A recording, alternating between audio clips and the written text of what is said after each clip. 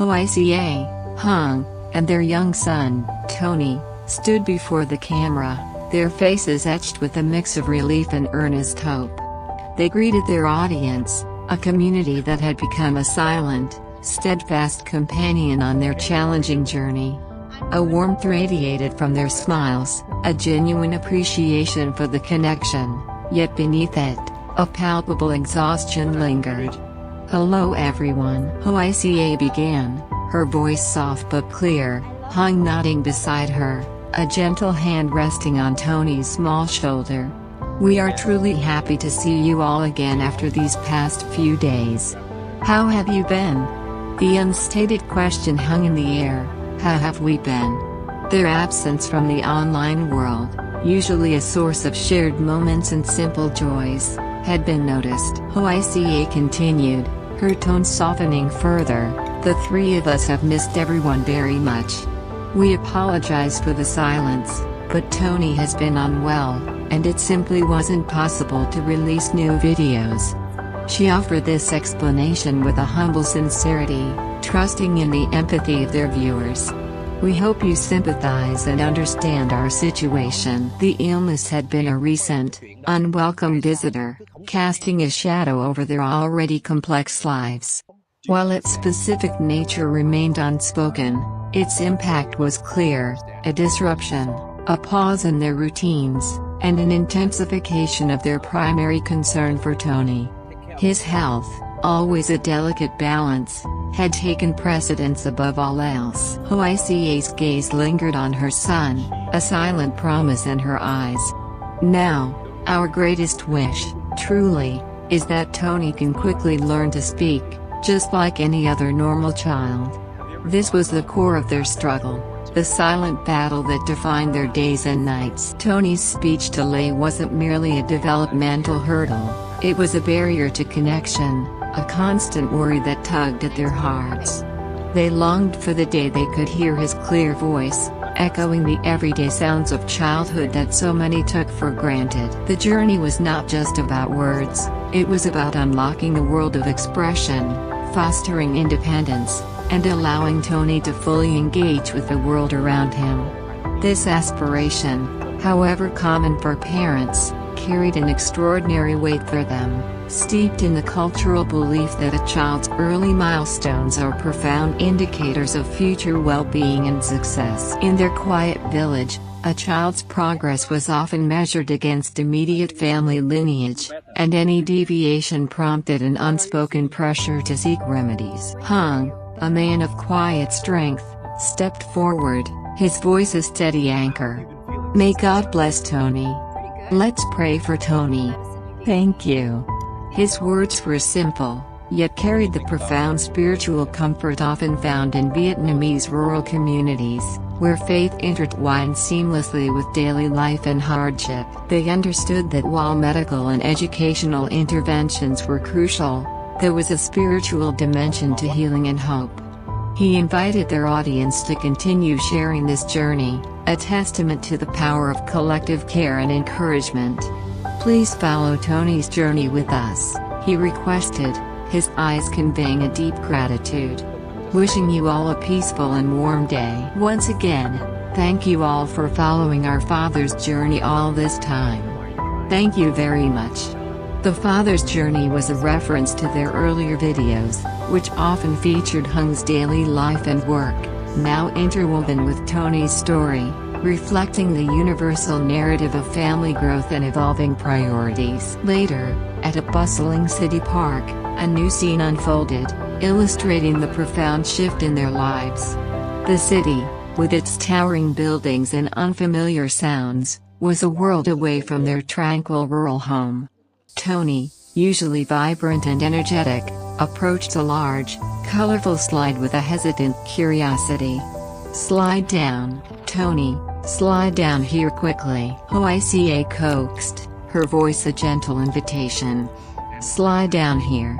I love it. Let's continue. Let's go." On the Kia Road. The Kia Road was likely a familiar term they used for a specific path or structure within the park, a small attempt to make the new environment feel more welcoming. Tony, still a little wary, needed gentle nudging. Come up here, that's right. Climb up.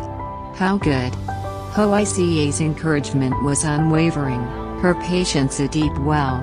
There, climb up and continue playing. Cheers, continue, Mom.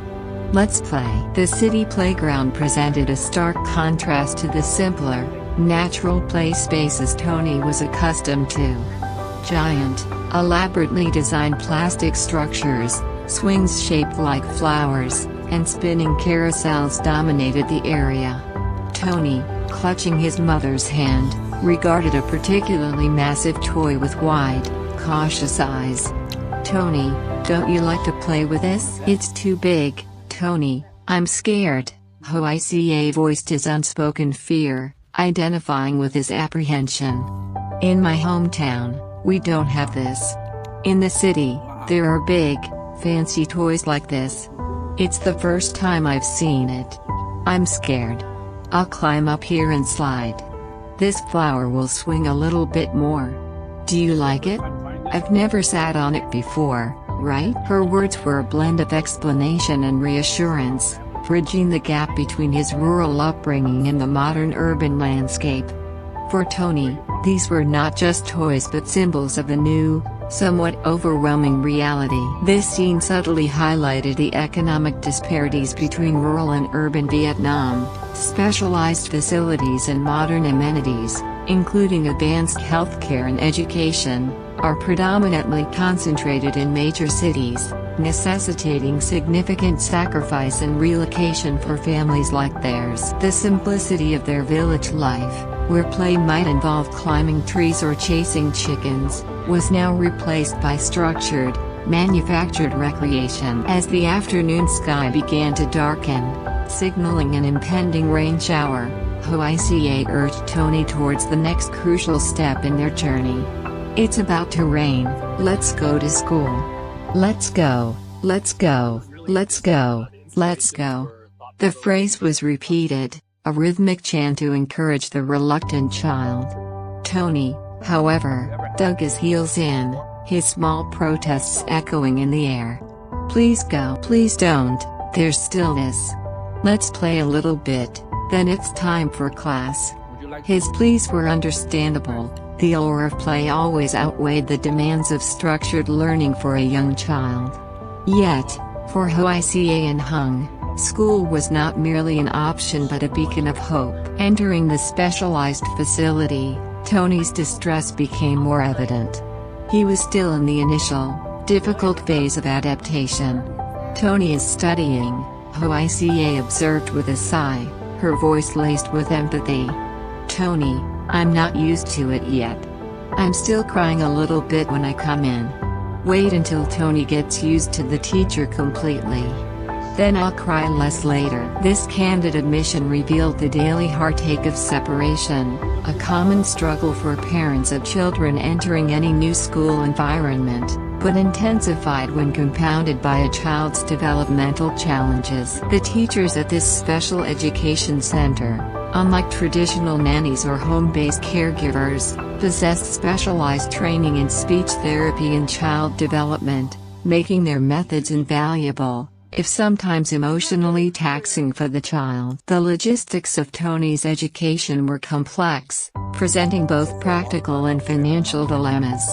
Lyhoaica recounted a conversation with a teacher, but I heard that for families with few people and no ability to look after their children, the teacher will still accept them to send them to the teacher to train them day and night and take care of them. But the cost is quite high because doing so is like hiring a nanny. The comparison to hiring a nanny highlighted the comprehensive nature of the care offered, implying round-the-clock supervision and specialized intervention.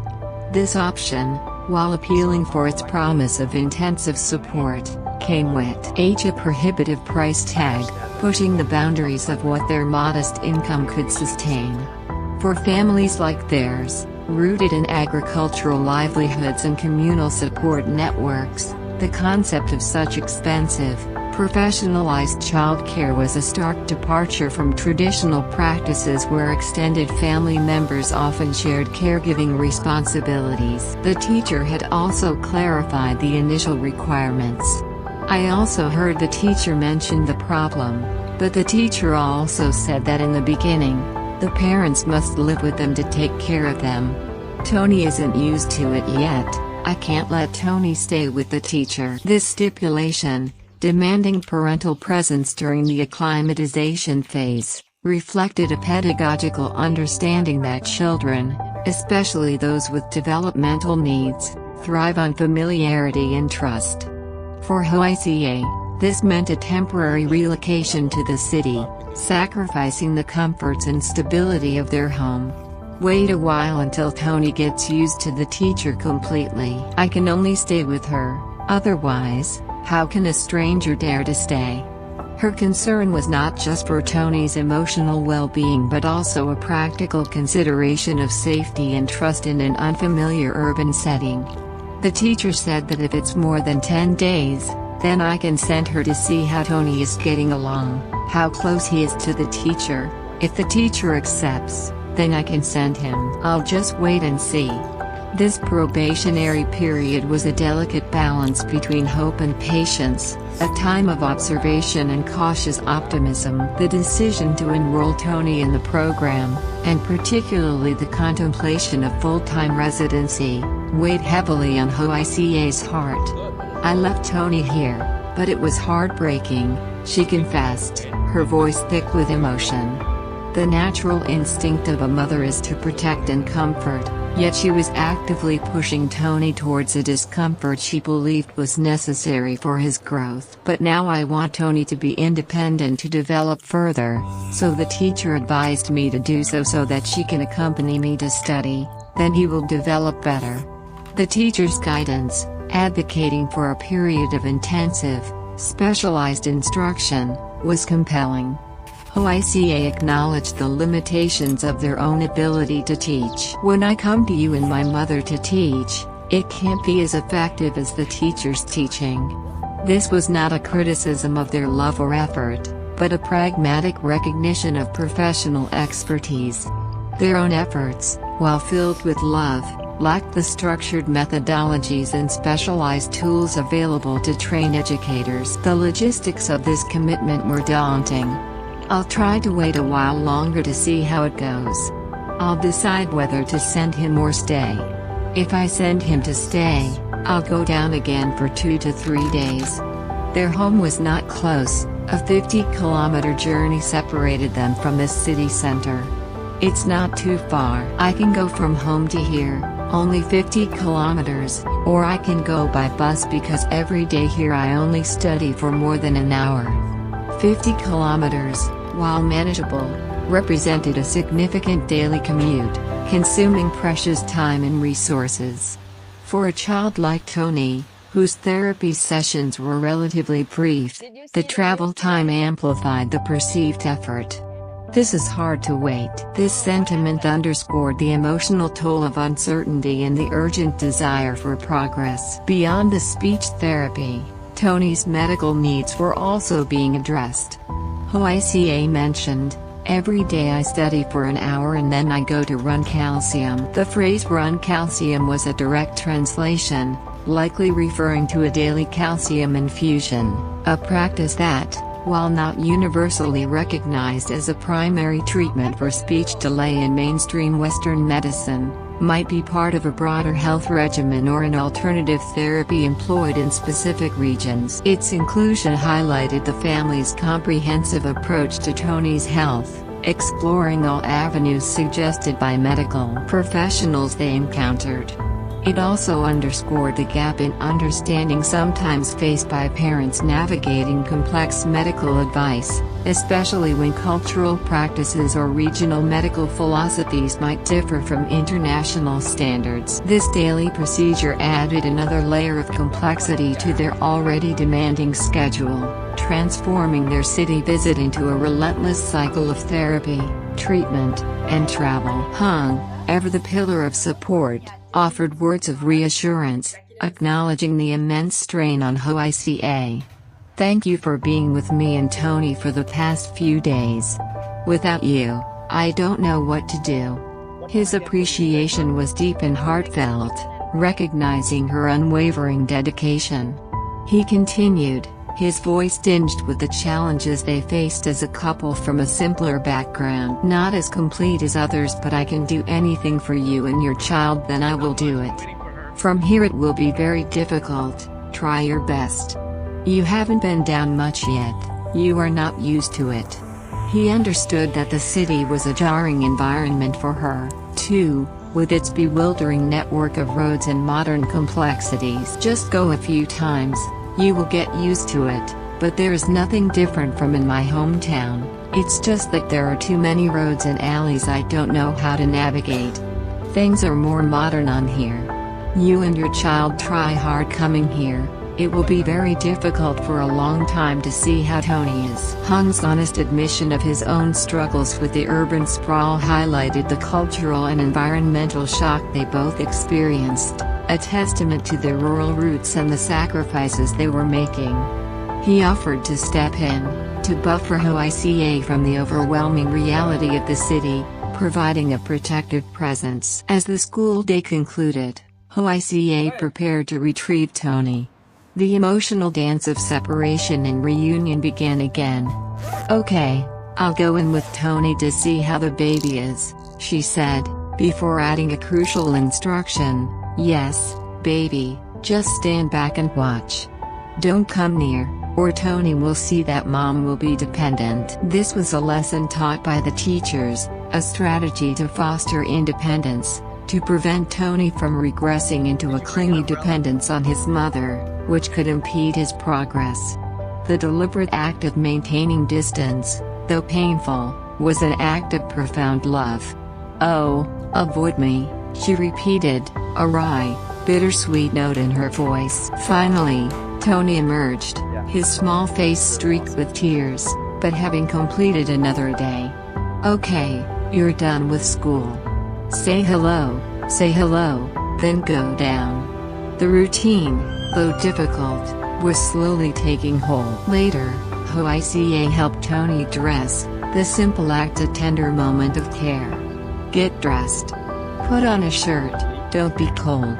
His small body was still adjusting to the city's variable temperatures, a detail often overlooked but crucial for a child's comfort. Her voice, filled with a mother's pride and a yearning for his future, then uttered a hopeful phrase, "You're so good, you can talk now." This was not a statement of current reality, but an aspiration, a wish spoken aloud, manifesting the future they so desperately desired for him. It was a common parental practice, speaking to the child as if their desired state were already true, encouraging them towards it. Hung, meanwhile, had other responsibilities to manage. "You two, go into the room, let me let the colleagues do a little work."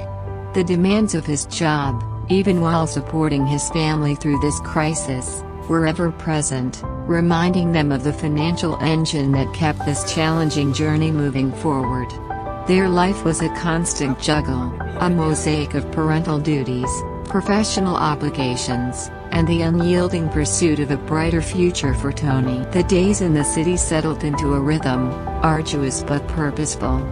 Lyhoaica observed Tony keenly, searching for any sign of progress, however small. "The baby is here, try to study," she murmured, a gentle encouragement. "After a few days here, Mom sees that you've learned a lot." Her words reflected the subtle victories they were now celebrating. Perhaps it was a new sound, a tentative gesture, or a prolonged period of focus. Each tiny step was a monumental leap in their eyes. Tony, amidst his studies, still found moments of pure childhood. "Tony is playing something. It's noon already." The clock dictated their lives now, balancing therapy with rest and nourishment. "You two, stay in the room and play. Let me go buy food." Lyhoaica prepared to step out into the bustling city, a task that, while routine, carried its own set of challenges. especially with a child who required constant vigilance. Yes, Tony, stay home and play with mom. Yes, stay in the room and play. Be good. Her instructions were clear, imbued with both love and the necessity of discipline. Let me go buy food for lunch. After that, we have to go to school in the afternoon. Okay, I'm going. The afternoon session was as important as the morning, a consistent reinforcement of the lessons learned. Before leaving, she offered, "Yes, do you want to drink anything? Let me buy it." Tony's response was likely a shake of his head, or a nonverbal cue. "Yes, no need, I'm going. Yes, don't drink. Don't get dirty. Don't sit on the ground." These seemingly simple directives revealed the constant need to manage Tony's behavior, ensuring his safety and cleanliness in a confined, temporary living space. It was a continuous cycle of care, instruction, and gentle correction, a testament to the relentless, often unseen, effort required in parenting a child with special needs. Mealtime often proved to be another battleground of patience and perseverance. "Tony, eat rice," Lyhoaica urged, placing a small container before him. "This box has minced meat for Tony to eat." She carefully described the meal, making it sound appealing. "Tony, come here to eat rice. Come on, bring chopsticks. Come on, let me carry you." The scene was a familiar one for many parents, but for Lyhoaica, it was magnified by Tony's specific challenges. His hands, though agile in play, sometimes struggled with the precision of chopsticks or the simple act of self-feeding when distracted or overwhelmed. "Oh, it's dirty, both pants and play well like that. Eat, eat, let's go. Hungry yet? Eat quickly, go take a nap." Her words flowed in a rapid stream, a mix of gentle scolding, encouragement, and a desire to maintain a semblance of routine. The mess was inevitable, a small price for nutrition. "They're all closed and going to bed." This was a reference to the other families or children in their shared accommodation, creating a sense of a communal, if somewhat chaotic, environment. The quality of food was also a constant consideration, reflecting their practical concerns amidst their emotional journey. "The food at this store is more delicious than the one I bought yesterday. It's more complete, you see all the quality stuff." This observation wasn't just about taste, it spoke to the value they placed on nourishing Tony, ensuring he received proper nutrition even when living away from home. Good food, they knew, was foundational to his overall health and ability to learn. After the meal, the delicate dance of encouraging rest began. "Let's go out and play. When we're hungry, Tony will feed himself like last night." Tony is hungry. Tony feeds himself. Lyhoaica employed a mix of strategies, using both present encouragement and past successes as motivation. "Let's go out and play. Let's go out and play so mom can eat. Come on, you mouth that won't talk. We have to go down here to study. Are you happy?" The gentle, almost playful jab at his silence, "You mouth that won't talk," was a poignant expression of her deepest longing, a wish that momentarily escaped her lips amidst the daily tasks. It was a raw, unfiltered glimpse into the constant ache for him to speak. Napping, like eating, required careful management. "Let's feed Tony later. Let's go take a nap. Wake up, Tony, eat later. It's okay. This morning, breakfast was too late. Now, Tony isn't hungry yet. Mom, eat your fill. Let's go to bed." Lyhoaica prioritized Tony's needs above her own, often delaying her meals or rest. "Let's go to bed. After a while, call Tony to wake up and eat. If you sleep too long, he'll be hungry again. Let's go to bed. Tony's already asleep. Yes, baby. Yes, eat your rice." The struggle to maintain a schedule, to ensure Tony was both well-fed and well-rested, was an ongoing challenge in this unfamiliar environment. The city's rhythms, often discordant with the child's natural clock, added another layer of complexity to their already demanding days. Nighttime brought its own set of trials. It must be a strange place, so Tony has trouble sleeping, Lyhoaica reasoned, articulating a common experience for anyone adjusting to a new environment, let alone a child with sensory sensitivities. Last night, I stayed up late. Come in and Tony will sleep. Her own sleep was often sacrificed, a testament to the selfless nature of her care. The communal living situation, where other children with similar challenges reside,